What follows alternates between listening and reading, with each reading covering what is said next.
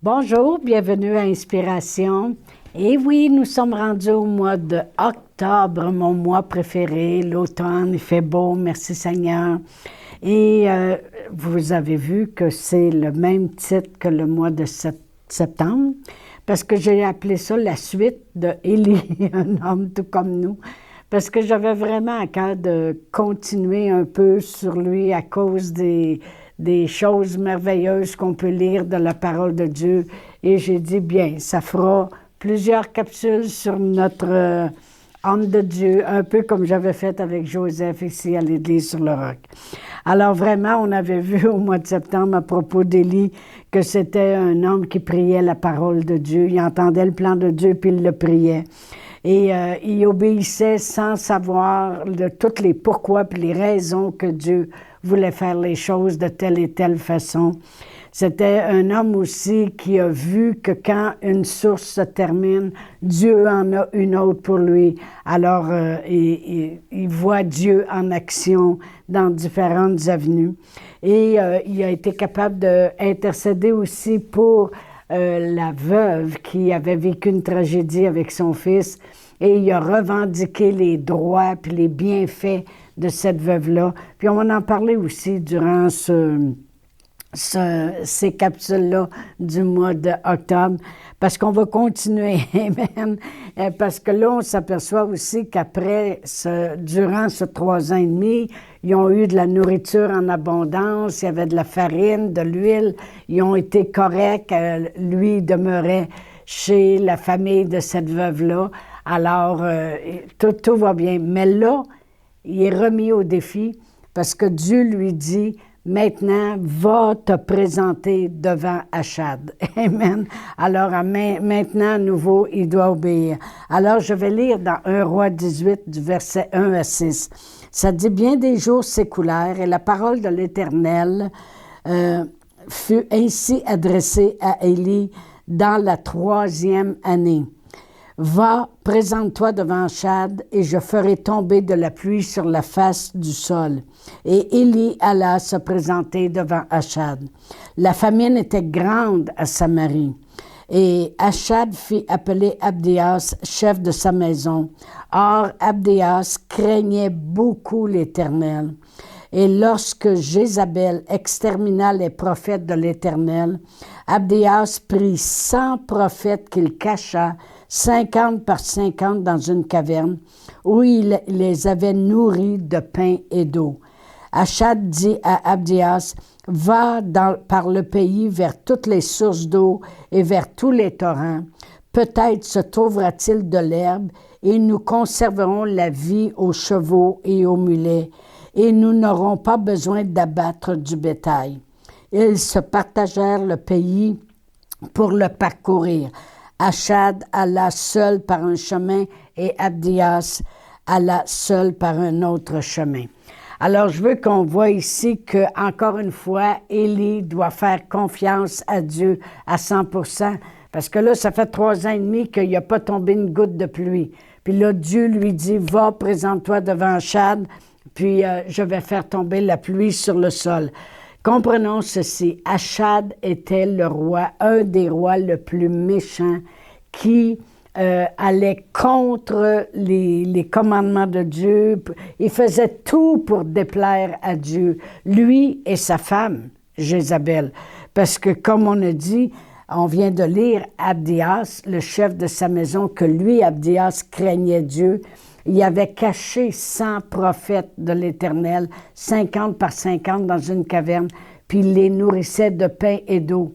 Vraiment, mais parce que on sait que la pluie qui n'a pas tombé pendant 3 ans et demi, c'était un genre de jugement qu'il apportait contre Achad et sa femme Jézabel, qui faisait tuer les prophètes de l'Éternel en plus pour être sûr qu'ils ne parlent pas au peuple, pour être sûr qu'ils disent rien de bon à propos de Dieu, parce que c'était un roi vraiment méchant qui faisait tout pour déplaire à Dieu. Amen. Alors, vraiment, il avait fait éloigner le peuple au complet. Alors, Dieu dit, on va les saisir un peu, on va arrêter la pluie. Et puis après ça, ben là, il vient de dire à Élie, retourne, puis va dire que là, il va pleuvoir.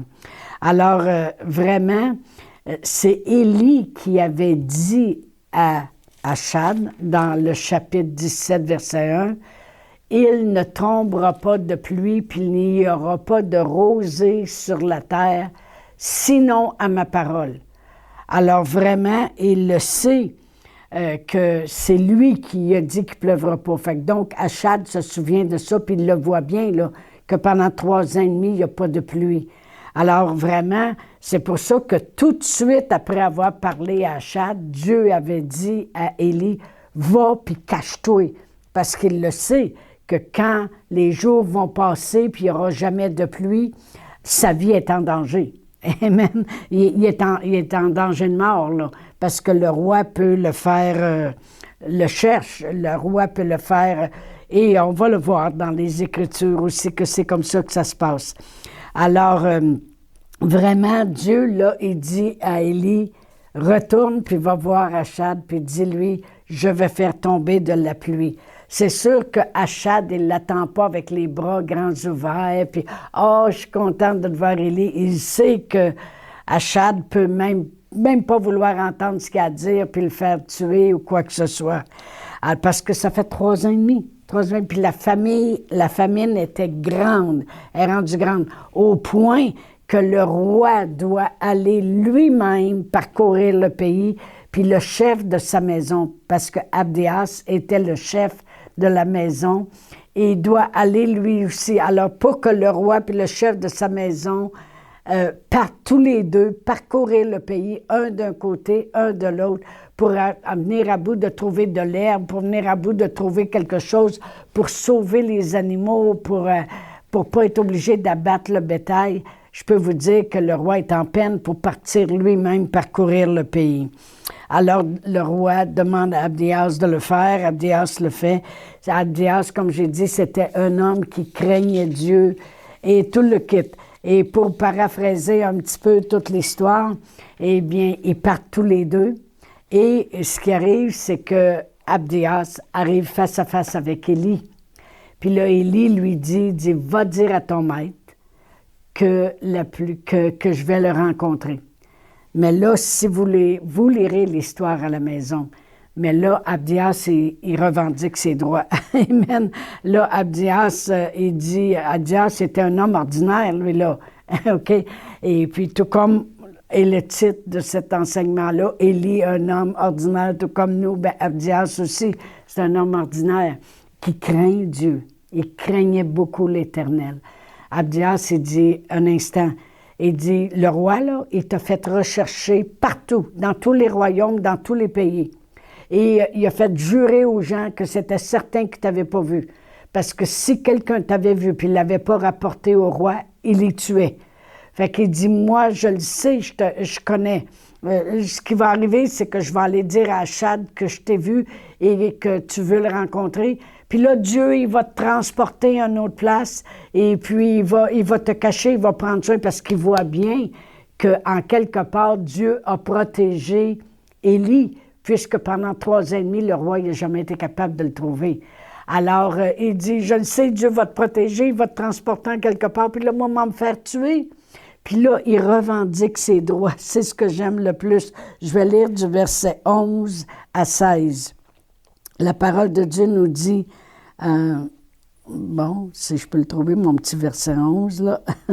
Il dit, « Et maintenant, tu dis, va, dis à ton maître, voici Élie, puis lorsque je t'aurai quitté, l'Esprit de l'Éternel te transportera je ne sais où, et j'irai informer Achab qui ne te trouvera pas et qui me tuera. Cependant, ton serviteur craint l'Éternel dès sa jeunesse. N'a-t-on pas dit à mon Seigneur que j'ai fait ce que j'ai fait quand Jézabel tua les prophètes de l'Éternel? J'ai caché 100 prophètes de l'Éternel, 50 par 50 dans une caverne. Je les ai nourris de pain et d'eau. Et maintenant, tu dis, Va, dis à ton maître, voici Élie, il me tuera. Mais Élie dit, l'Éternel des armées, dont je suis le serviteur est vivant, aujourd'hui je me présenterai devant Achad.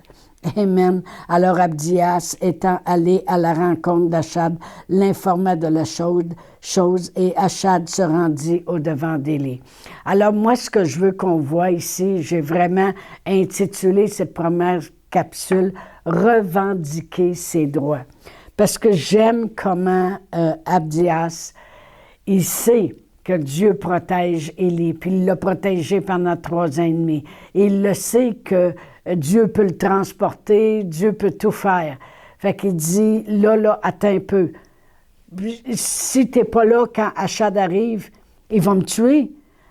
Il dit, il a revendiqué ses droits. C'est ce que j'aime. Il a commencé à dire qu'est-ce que lui, il avait fait de bien. Vous allez voir où je veux en venir avec ça. Il a dit, tu sais pas que j'ai caché des prophètes? J'en ai caché 50 par 50 des prophètes de l'Éternel. J'ai essayé de faire ce qu'il y avait de mieux. Je les ai nourris de pain et d'eau. J'ai fait toutes ces choses-là. Je crains l'Éternel. Il a revendiqué ce qu'il faisait du bien. Et ça a été suffisant. Parce que Achad il a dit, non, ne crains pas. Va, présente-toi. Mais j'aime comment il revendique ses droits. Il fait la même chose que Élie avait fait lorsque le fils de la veuve qui l'avait reçu est mort. Parce que si vous lisez le chapitre 17 ou vous écoutez les dernières capsules, vous allez voir que Élie a revendiqué les droits de cette veuve-là. Il dit, Père éternel, tu laisserais mourir son fils, une femme qui m'a reçu comme ça, revendiquer les droits. Ce que je veux arriver à dire, c'est que des fois, les gens, ils pensent que si ils vont devant Dieu pour plaider leur cause, puis dire, Seigneur, après tout, regarde ce que j'ai fait, ils pensent que c'est pas correct. Non, au contraire. Au contraire, la parole de Dieu nous dit dans Ésaïe 38, si on regarde même à Ézéchias, Ésaïe 38, je vais lire du verset 1 à 5, ça dit, « En ce temps-là, Ézéchias fut malade à la mort. Le prophète Ésaïe, fils d'Amoth, vint auprès de lui et lui dit, « Ainsi parle l'Éternel, donne tes ordres à ta maison, car tu vas mourir, tu ne vivras plus. » Ézéchias tourna son visage contre le mur et fit cette prière à l'Éternel. « Ô Éternel, souviens-toi que j'ai marché devant ta face avec fidélité et intégrité de cœur, et que j'ai fait ce qui est bien à tes yeux. » Et Ézéchias répandit d'abondantes larmes. Puis la parole de l'Éternel fut adressée à Ésaïe en ces mots, « Va et dis à Ézéchias, ainsi parle l'Éternel, le Dieu de David, ton père. J'ai entendu ta prière, j'ai vu tes larmes. Voici, j'ajouterai à tes jours 15 années. » Voyez-vous, on peut revendiquer nos droits. Amen. La parole de Dieu nous dit même qu'une femme cananéenne a revendiqué sa foi devant Jésus. Il a dit, il n'est pas bien de prendre, vous lirez, vous le chercherez dans les évangiles. Il dit, il n'est pas bien, mais je peux vous dire dans Matthieu 15, versets 27 à 28. Il dit, il a dit, lui, Jésus, il n'est pas bien de prendre le pain des enfants puis le jeter aux petits chiens comme toi. Elle a revendiqué sa foi. Elle a dit, oui, mais les chiens comme moi, on mange les miettes qui tombent de la table. Et puis, en voulant dire que dans les miettes, il y avait assez de guérison pour que sa fille soit libérée. C'est correct de revendiquer nos choses. Amen. Dans Ésaïe 43, verset 26, Dieu, il dit lui-même, « Réveille ma mémoire, plaidons ensemble, parle toi-même pour te justifier. » Autrement dit, les gens, des fois, au lieu de revendiquer les droits, ils vont se plaindre. Ben, je ne comprends pas que ça m'arrive, pourtant je suis une personne qui sert le Seigneur, pourtant je suis une personne qui fait ci et qui fait ça. C'est pas qu'on s'attend que Dieu nous doit quelque chose. mais c'est que ça, c'est comme mal parler. Revendiquer ses droits, c'est juste démontrer à Dieu, Seigneur, la bénédiction accompagne ceux qui obéissent. C'est réclamer la parole de Dieu.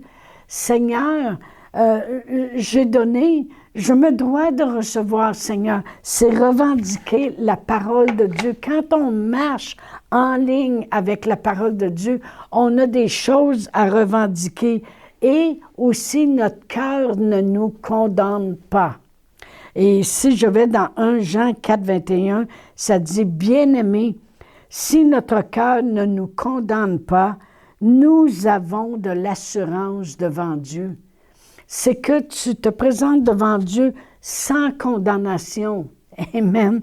Alors moi, je voulais qu'on voit ici, dans cette instance qui implique Élie, de retourner voir Achad, mais Achad a un homme dans sa maison qui s'appelle Abdias, qui est le chef de sa maison. Puis lui, il a toujours continué de craindre l'Éternel, malgré que devant ses yeux, il est le chef de la maison du pire roi qui existe, qui amène le monde à pécher, à s'éloigner de Dieu, qui tue les prophètes de Dieu et qui a une femme, Jézabel, qui est archi méchante. C'est ce qu'on va continuer à voir lorsqu'on va continuer dans nos capsules.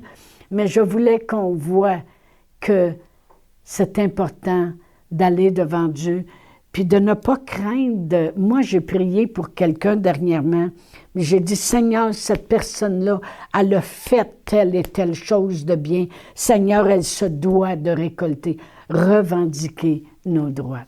Alors, c'est ce que j'avais à cœur pour cette première capsule. Lorsqu'on continue sur notre beau sujet, naturellement, on touche à toutes sortes de petits détails. Alors, je vous dis à mercredi prochain. Au revoir. Chantal Paulus est avec vous tous les jours du lundi au vendredi sur Facebook et YouTube. Vous pouvez écrire à Chantal en privé sur Messenger. Si vous avez manqué une capsule, retrouvez-la sur la section vidéo de Facebook ou sur YouTube si vous désirez faire un don par Interac. Voici l'adresse courriel capsule.inspiration au pluriel @gmail.com. Le mot de passe est inspiration au pluriel. Vous pouvez aussi faire un don par www.eslr.org/DONS. Veuillez indiquer en mémo Capsule Inspiration.